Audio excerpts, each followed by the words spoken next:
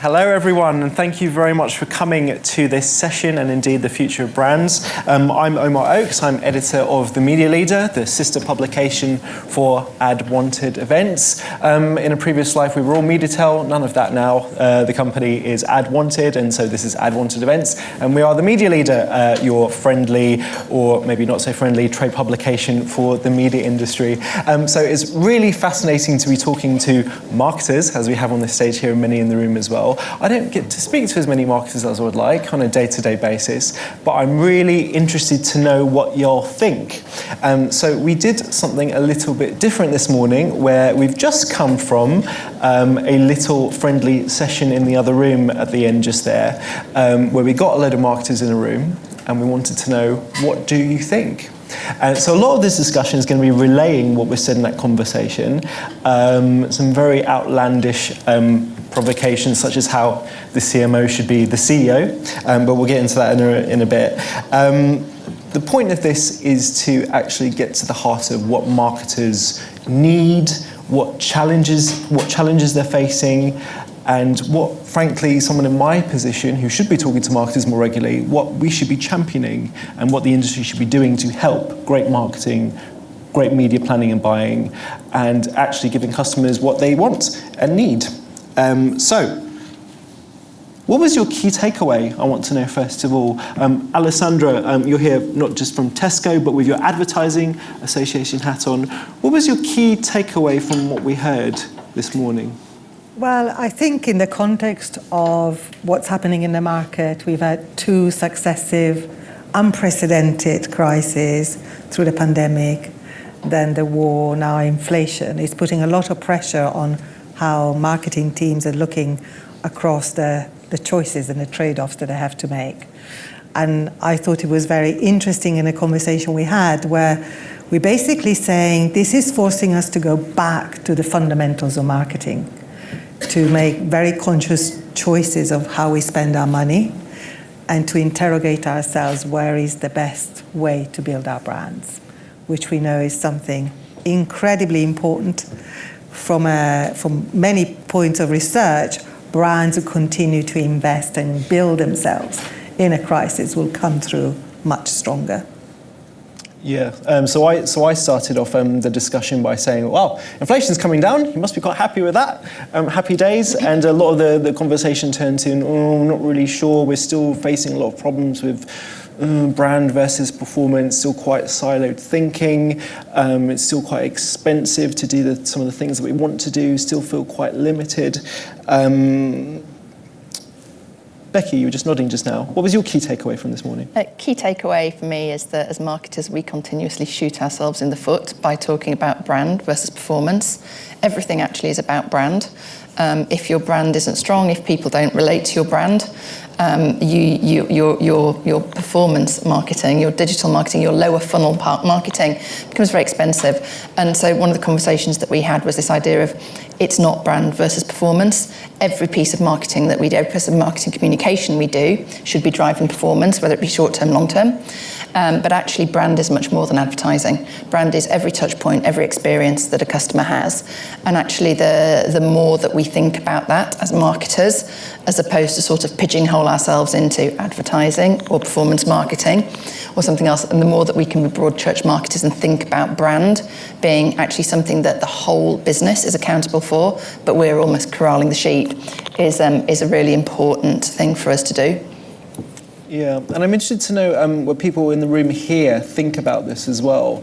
To Becky's point, and it builds on what Alessandra was saying as well, this feeling that marketing is still quite limited in terms of its scope generally for a big brand, where, to your point, Becky, marketing should be much more than just looking at the ads, looking at direct marketing, but actually getting involved in the user experience, and that doesn't happen enough. So I'm interested for the course of discussion, just please raise your hand and lob questions at us in terms of what needs to happen for marketers in order to better arm them to do that. We've already got one from Sue Uniman. Quick, get in your first comment before we...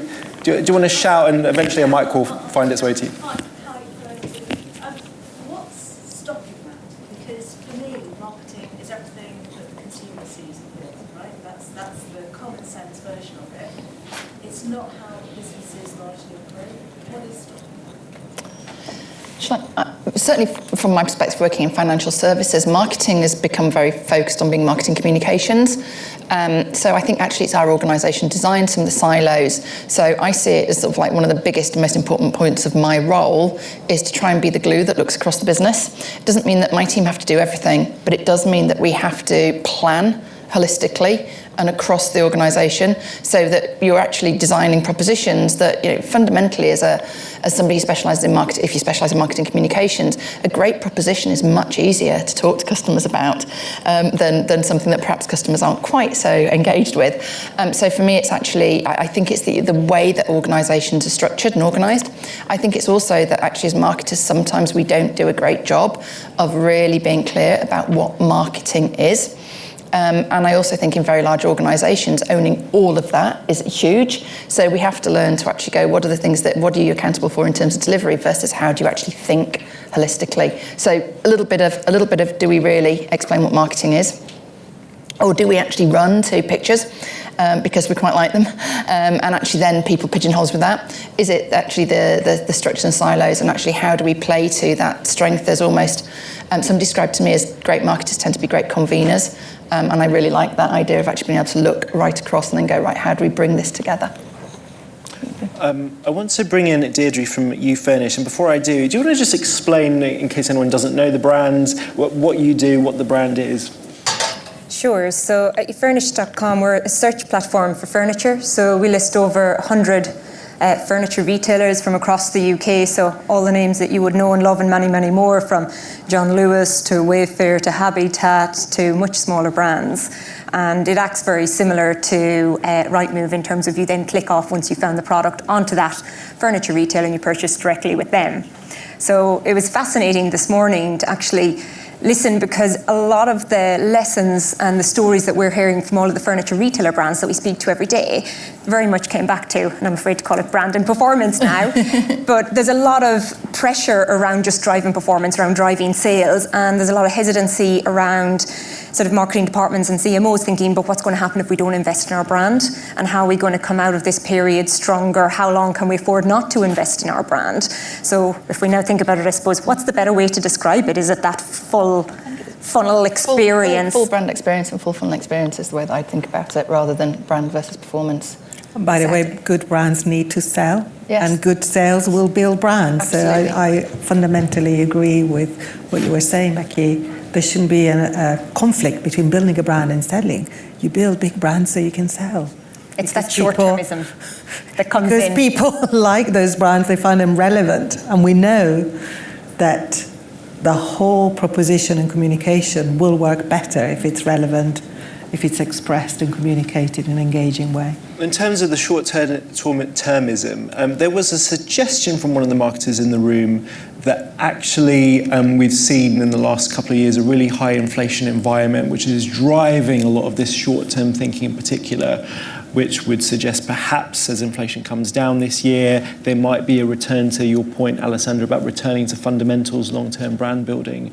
But are we actually seeing that? Or is there still an over-reliance perhaps on technology and all of the reassurance that the measurement platforms you get from digital marketing gives you, and there's an over-reliance on that? I think the basis and the fundamentals of marketing are exactly the opposite, that you don't build on either brand or short term.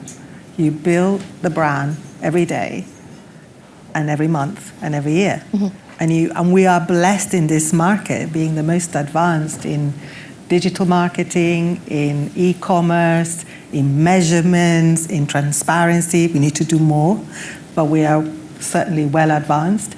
And so the marketing teams in companies have the ability to really plan across the board and do the right choices for each channel and for what it delivers. And the fundamentals of marketing are going back to that, as opposed to choosing one or the other. If I might actually ask for a show of hands from the room, because I'm interested to know what you think. Is this something that you think is realistically achievable for marketers to actually to to Becky's point, to actually achieve that full funnel 360 view of what a brand should be doing? Or do you think marketers are going to be kept into their box? Who thinks yes, that this is achievable and realistic? Right.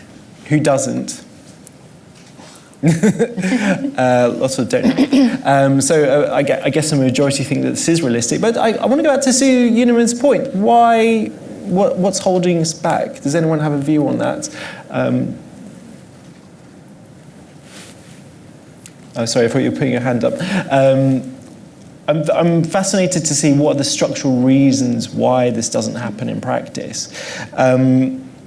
Becky, let's go to your brand in particular. Okay, what's the key marketing challenge you face this year? And how much did that chime with what you heard in the room this morning? I think the key marketing challenge that we face, certainly so far this year, and who knows what's to come, is just uncertainty. As a bank, clearly, interest rates and rapidly rising interest rates has a material impact on, generally positive actually, on our P&L. But actually it has a massive impact negatively on our customers. So being able to pivot to actually really ensure that customers see us as their first port of call in a storm, not the last, which often, if somebody's in financial trouble or heading towards financial trouble, it is a really difficult thing for somebody to pick up a phone or walk into a branch and go, I need some help.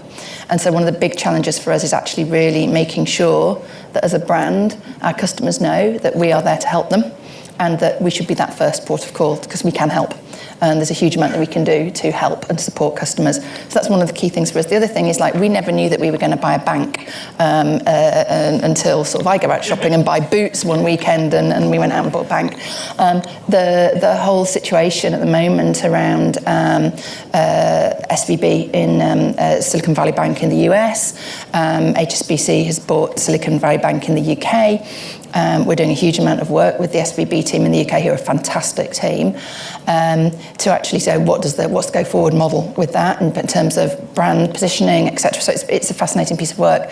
Then we've got the additional noise around things like Credit Suisse, obviously being taken over by UBS. So the sector that we are working in, that me and my team work in, is going through lots and lots of change at the moment. And that's sort of the key piece for us, is how do we make sure that we stay in front of that, relevant with the right messaging for consumers around support, security, etc. But also actually as we come out of cost of living, how are we presenting and providing the opportunities for customers to build their financial resilience and build their financial health so that they can weather a future storm. How do you do that? I mean, there was a suggestion from someone this morning in the hospitality sector that there have been so many shocks happening in the last few years that it's almost become impossible to do long-term planning. I mean, it seems like there's something happening every month nowadays, and big shock to the economy. I think it's that long-term planning is different. I think whereas we would have started and said, right, on this month we're going to do this month we're going to do that, this month we're going to do this month we're going to do that. I think you have to be able to go broadly the themes that we know that we're going to need to talk to and engage with customers with, and that we need to really land very clearly. Thematically, it looks like this, and that means in terms of our product and proposition capabilities, it means in terms of communication, it means where we show up, and actually being able to pivot rapidly around when one becomes more important than the other. But broadly, if I look at the work that my team have been doing this year, you can put it broadly into themes, and as long as you're clear around those themes, you can then actually start to talk to them or dial some up and dial some back. I think that it's trying to tie yourself very tightly and specifically to a plan that means that you can't then respond fast enough. So for me, I would go, it's around looking at horizons, looking at themes, and then being able to pivot within those, rather than you're not doing a full 360, you're just dialing things up and down. Deirdre, what's the key challenge for you, being the position that you're in, your brand? And it's interesting because you come from a finance background as well, don't you? Yes, guilty. So sometimes I think a little bit too logically, 1 and 1 equals 2, and I want to see the evidence and the proof. So, it's fascinating when you come from that background and you realise that marketing is such an art, and all of the creativity of the typography of the brands, and you're on the tube and you actually look at the ads and you see so much more than not even noticing things like that. But I suppose the biggest challenge for our business at the moment is the rising cost of media. And it makes sense. Again, I always try and bring it back to simplicity and what's the logic behind it so I can make sense of it in my head. And you had COVID, everybody moved online, everybody was digital, every single consumer was there, and every brand was putting all of their media there. And now all of a sudden the consumers have pulled back, they're going back into stores partly, but they're also dealing with cost of living crisis, their mortgages, massive increases, energy, everything. And all of a sudden they're probably not making as much impulse purchases around furnishings, furniture. Yes, you've got your replacement categories, you've got your new home purchases that actually have to buy furniture. So you've still got all of this spend going into trying to get access to these customers, the pool of which is massively reduced, so supply demand, costs have gone way up. So that's a massive challenge. And then I think the second one then comes back to, and we sort of discussed it this morning as well, was about the relevancy of your proposition and how it's relevant to the consumer. So if you're all online, how do you actually find the consumers that it's relevant for and make sure that you're spending your budget in the most efficient way possible? And to your point that you've just raised, the flexibility around being able to take in information on a sort of more constant basis. It's not every month we're going to evaluate or every quarter. It's like every week what's happening. The time frames for taking in information and having to adapt and be flexible is getting ever more shorter. And from your perspective of a background in finance and raising capital, we always, I mean, if you've been to a marketing conference before, you hear this thing about how marketers need to better speak the language of the boardroom and communicate to the CFO in language that they'll really be convinced by in order to retain or increase marketing investment. I mean, without teaching people how to suck eggs, I mean, what advice would you give for marketers in terms of making that case? So really simple, speak to somebody who's not in marketing and see if you can explain it to them in a way that they say, oh yes, I get that. So whether it's your other half, your sister, a different person, friend from college, it's just logic. People want to understand. And as I said, finance people generally tend to be quite logic focused. So it doesn't make sense.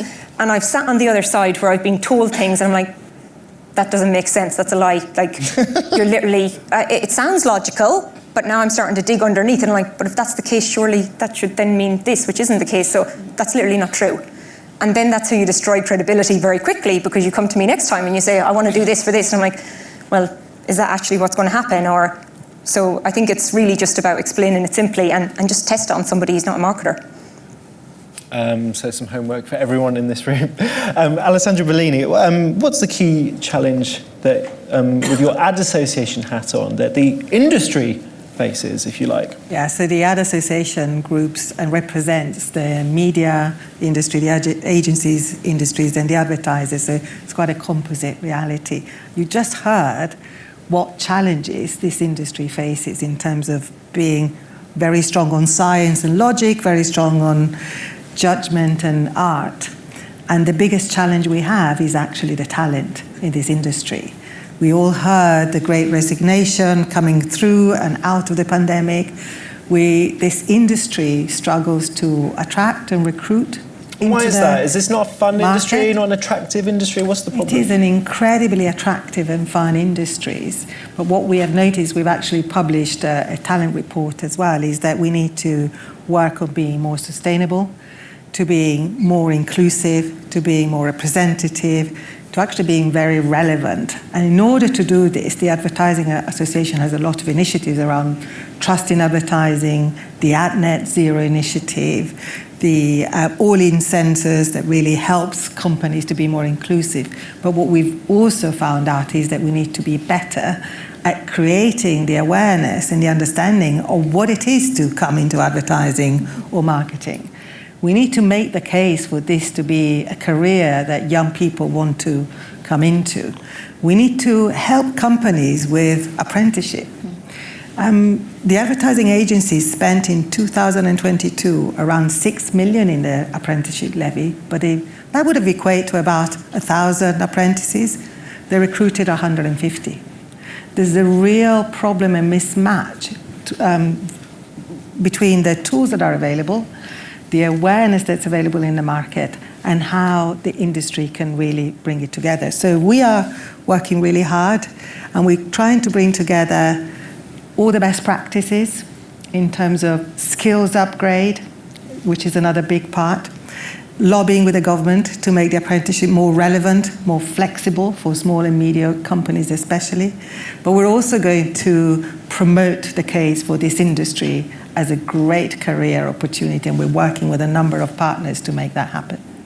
I mean, that's fascinating what you say about the levy of these companies essentially being charged a tax and just not making the most of it. Only 150 out of 1,000 apprentices. I've noticed that you didn't talk about pay just now. The big question about pay, we've just been talking a lot about inflation, the impact on the buy side. What about in terms of talent? Do we just not need to pay people more? It's a really interesting point. We did see that whilst in the last 5 years, the consumer price index has gone up. GDP has either grown or remained stable, depending on, we've had all these big shocks. All industry salaries have grown a little bit, keeping pace with GDP and CPI, except marketing and advertising salaries have actually declined. So there is a gap there. And one of the things that we are interrogating and trying to pull together again best practices is that there's probably an opportunity to train better. If a marketeer needs to learn the language of the CFO as well as the language of the consumers, if a marketeer and advertiser need to know the great relevance and breakthrough across all of the channels, in a relevant way, we need to make sure that we are upskilling our talent in the right way so that we can remunerate them, because they'll be more productive and more effective in everything they do.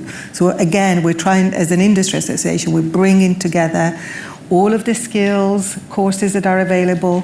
We're trying to create a forum for agencies, companies and medias to access everything that's available, all the best practice, and ultimately make sure that this industry keeps up with the pace of other industries. We compete with other industries that maybe on paper seem more attractive, but the value of working in a creative industry in the UK, again, the most advanced market in the world, if not one of, we export talent, we export work for the UK industry.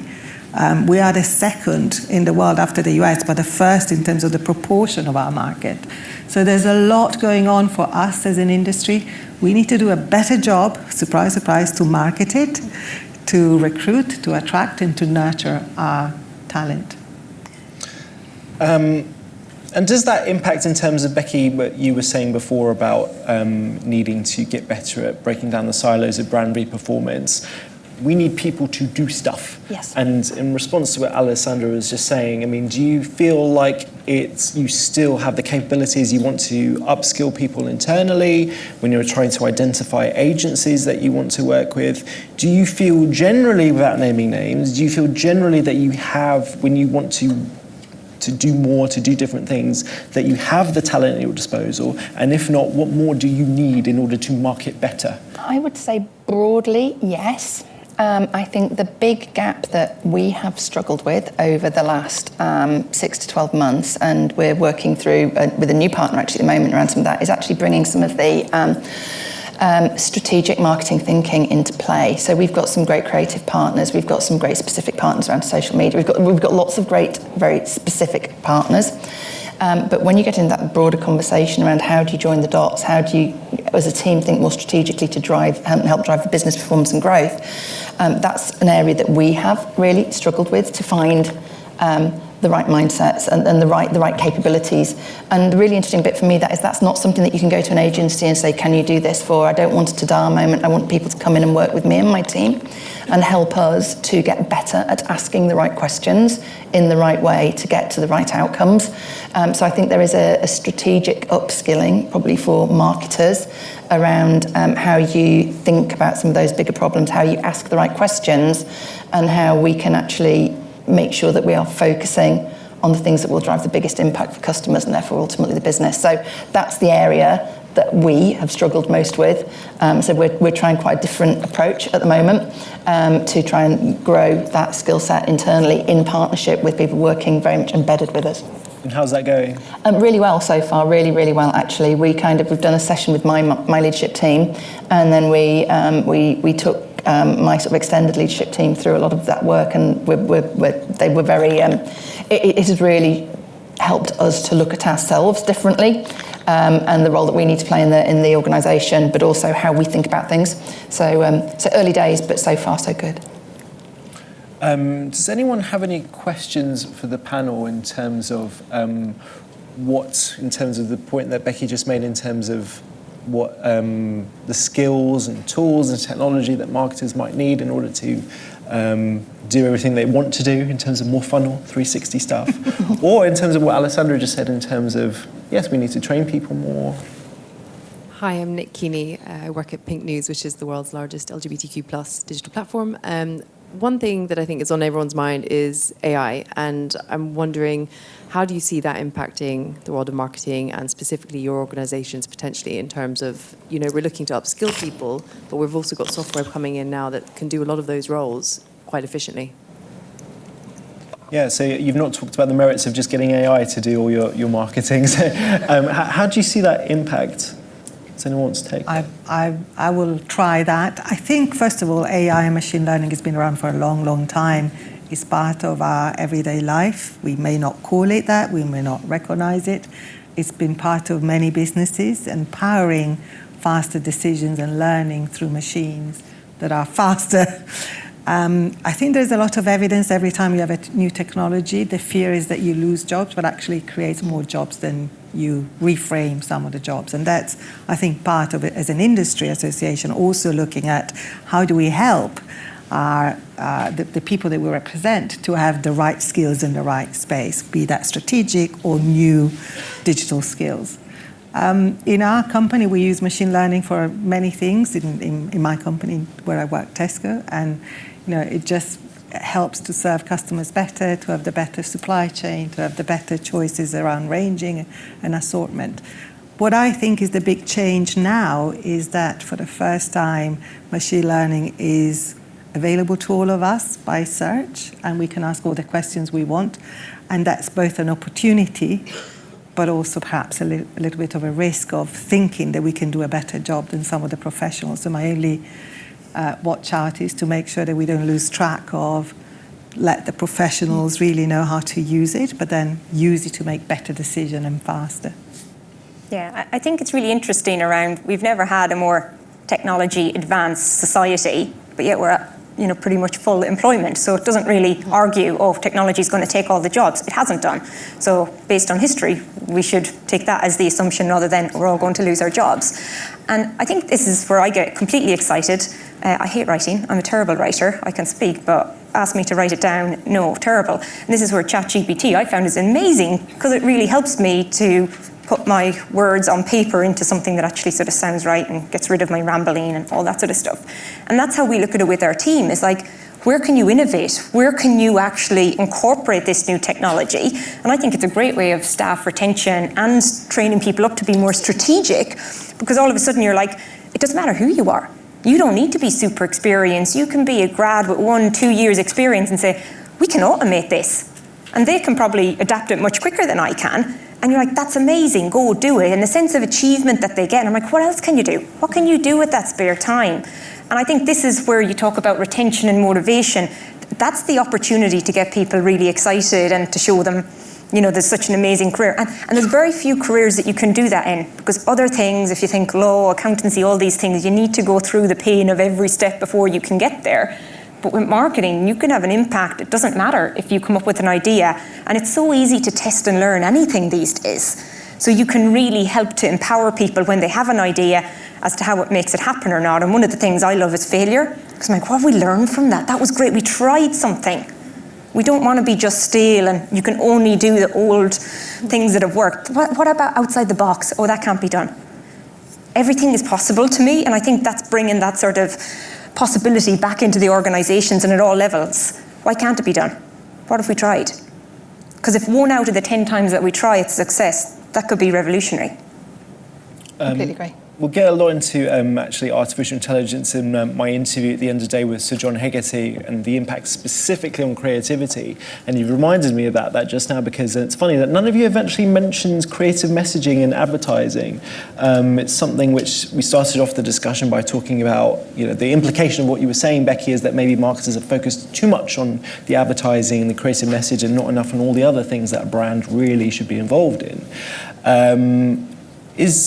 Should I infer from that kind of lack of focusing on the creativity as your challenge there? The creativity is great. It's never been better. We don't even need to think about it. I think it's incredibly important. It's not just important to be relevant and to be able to sell and build the brands, but what we found is also trust in advertising, which was at all times low and is kind of gradually coming back, is actually fueled and increases by the creativity and the relevance of the actual message. So the more creative we can be in a relevant way, and now more personal and more, in the moment when it matters for customers, the better the brand can be trusted and the advertising of the brand can be trusted, which, by the way, is incredibly important, because otherwise we're all going to not be very effective with our investments. Well, I'm fascinated to hear that trust in advertising is coming back. I mean, you will have seen surveys over the years where advertising is seen as less trustworthy than politicians and bankers and other worthy people in society. Why is it coming back? Well, again, the Ad Association has spent a lot of resources and time in looking at... Oh, so you should thank you. Absolutely. No, me personally, no, it's the Ad Association led by Stephen and everyone else. They've done a lot of work, and actually was my predecessor, Keith Weed, who really launched it and said this is a burning platform. And there have been many actions that we've implemented and helped the industry implement about the importance of not bombarding people, of reducing frequency for reach, if you want to talk about some of the media aspects. But importantly, what we found is that the creative message, the relevance of the creative message, is a fundamental measure. And the other thing that we've also noticed is that, for example, when we have empowered the ASA, which we all deal with, work with, on the code of discipline, let's say, and relevance and transparency around advertising messages, they've done a campaign with brands, and where we have had the test with the campaign with those brands, we've seen the trust in advertising also being, almost an endorsement increasing, which is why we're rolling out that campaign this year nationally in the UK as well. So there's lots of things we've learned, and all the companies that are part and representing the Ad Association have had access to what works. But the number one message is make sure that you're transparent, you're creative, and you're relevant. Yeah, and it's actually quite gratifying. I mean, in our Future Media conference, delegates charged the media leader with focusing on trust in media, sustainability, and retaining and getting talent in the industry as three core issues. So it's gratifying to see that a lot of the marketers in the room before and on stage now, those issues are coming to the fore as well. It was interesting, it reminded me from another marketer in the room who actually, it wasn't a marketer, it was someone else actually, was remarking on the fact that during COVID, a lot of brands did actually keep up spend. You hear this thing about, just because there's a downturn, don't turn off the marketing tap because you'll lose marketing share. We actually saw from COVID that a lot of brands didn't do that. So do you feel like in terms of long-term versus short-term, a lot of brands actually, frankly, get it now in ways that they didn't before? Becky, you're nodding. I think it varies, but I think more and more brands understand that a brand is for life, not just for Christmas, and that you need to invest in it, care for it, and love it. I used to have a wonderful saying when I was at Boots that was about landing stuff and loving it, not landing it and leaving it.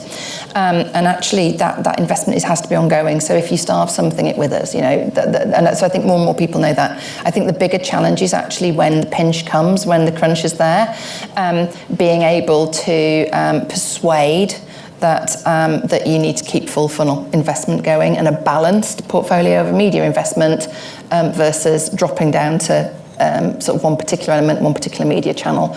And I think it's that's probably the hard bit for marketers sometimes to manage internally when there are cuts. I think the really interesting piece for me is actually, and I reflect on this quite a lot, is I'll have conversations internally about which channel with people who know nothing about which channel. And that really interests me, is why do I do that? Because I don't have conversations with my CFO about about how she's managing the balance sheet, or if she's putting something on overnight or 3 month with Bank of England. You know, it's like, so there's a really interesting piece around the sense of sort of like, I think we need to be more open in terms of marketing, and not kind of go, just leave it to me. But equally, I think we also need to draw some boundaries around, that's what my job is and that's what my professional capability is. So I will do that, and I will do that with the objectives and the outcomes that I need to deliver. So I think that's really interesting, but I think that's a key challenge, is I think most people get that it's not one or the other, but the art is always in the balancing. I'd like to see us go through another downturn as well to see if that actually plays out, because COVID was not a downturn for a lot of sectors. Actually, they had the best time ever for their brands. They were making more revenues than ever. So therefore it was easy to keep spending on brand and to keep all of their channels alive. So I don't know whether that's a bit of a unique case maybe versus your more standard recessions. Well, if you're Amazon, you actually just turned off your marketing activity altogether because you had a fulfillment problem, not a demand problem. Fascinating case studies for years to come on that. We've only got a few minutes left. Does anyone have any questions at all for this illustrious panel before you lose them forever? Not really, but there's a question at the back there, just to make you go.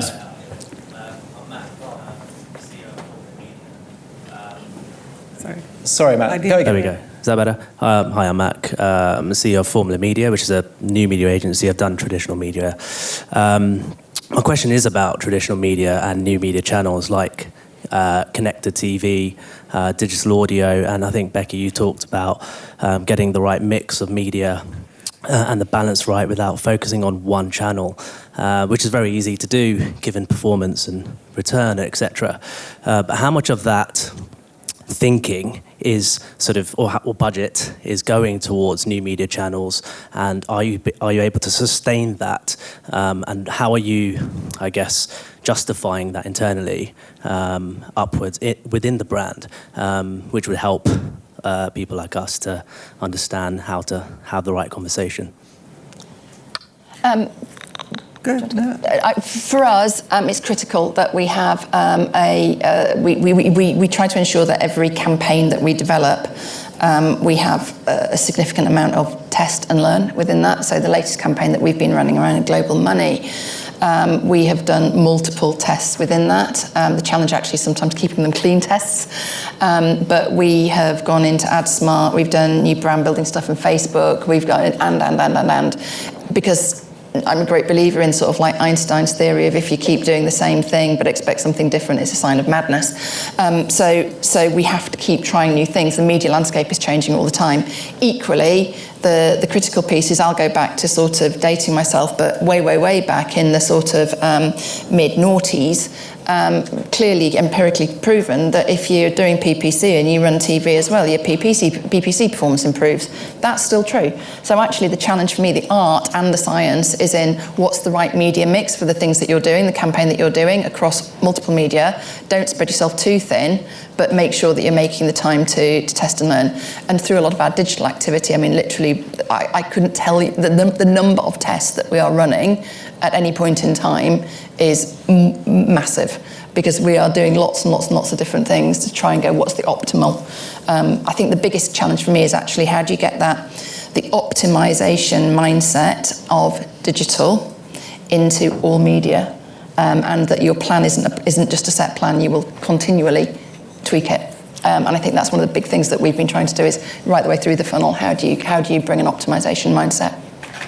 What I would add is, I fully agree. We also set some of the budgets to experimentation and innovation within the media land. You know, and again, love to fail, learn fast, absolutely, move on. The advantage of, for example, what we do at Tesco is that we have now a customer database that is very broad. You will have that as well, but not all companies sells products and bananas and avocados, not just services, have that. And that allows us to then measure the impact of sales of whatever we do, long-term, medium-term, short-term. Traditional new media, I don't like that expressions, because I think all channels are touch points for the customers and the consumers to build your brand, whether it's for tomorrow or for the next year. So really, really important that we use the data, we use the art, we use the science, and we use some of the innovation to learn very, very fast. I'm afraid. Oh, no. I'll get you one question over here, and then we'll wrap up. Quickly running out of time. Just one more question here. Who's got a question? Simon.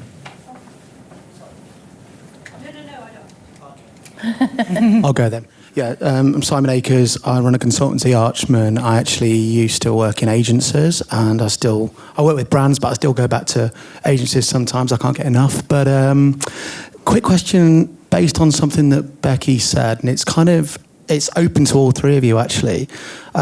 Becky mentioned something about getting strategic excellence in sort of strategic marketing thinking, and something like not quite relying on the agencies for it. And I just want to learn a bit more about that and where that's sort of the source of that. And also you mentioned strategic partners that help you, because I always feel like with media agencies are very good at corralling different stories from media owners and giving something that's right for you. Creative agencies are great at getting human insights, bringing it together and doing it for you. If you go direct to Google, say, they'll give you a YouTube strategy. Do you know what I mean? So I think how do you see yourself using agencies in the best way rather than seeing them as a reductive sort of after-the-fact activation partner? Shall I my perspective from Tesco is that I do want our teams to be very strong in insight, in proposition and product development, and then in the communication part. And I believe that unless you're very strong, you can't work with strong partners or weak partners, because you don't know what you're judging, what you're briefing, what your conversation is. So I think there's an imperative for our teams to be strong strategically and great at storytelling, and then work with strategic partners in media and creative agency and social media and across the board. Some of our best work is done where we bring everyone together to work on a really clear brief, and then regardless of their expertise come back with ideas. But that requires a strong internal team to know how to brief, to know what the business problem is, what the communication objective is, and then recognize and filter in the right way. So you need both. Yeah, I would sort of add to that two heads are better than one. So I would argue that in terms of internally, you know your brand best and the consumer problem that you're solving and what you're trying to market. But what are all the biases that you have because you're too close to it? So what's that 90,000 foot view that you can get from somebody else, and then all the expertise that you have from seeing across the market rather than being so niche within your own business? I think that's the most valuable thing. I think absolutely, I completely echo both points. I think that the big build for me is that I think that the team needs to be strong enough to know when to brief an agency and to be excellent at briefing. Sometimes it can be too easy to pass it to the agency and go solve my problem. Fundamentally, the people that know the business best are the team working internally, and their job is to make sure that the agency understands that business, but doesn't replace that, and then can bring that 45-degree angle in to go, so what might you look at differently? But I think it's being really, really clear about the objectives and outcomes and what the value add the agency can be. And I completely agree with Alessandra, is actually some of the best stuff is when you've got really strong interagency teams. Let agencies focus on their specialism, and you as the convener, the team's convener, are actually the ones that you're almost the conductor with a great orchestra. And I think sometimes we lose that and we go to an agency and just go, do it for me. That's lazy from my perspective, and it's unfair to the agency as well. So there you go. On that note, don't be lazy. Thank you so much. I say that. Thank you so much for the audience for great questions, and enjoy the rest of the day. Thank you. Please.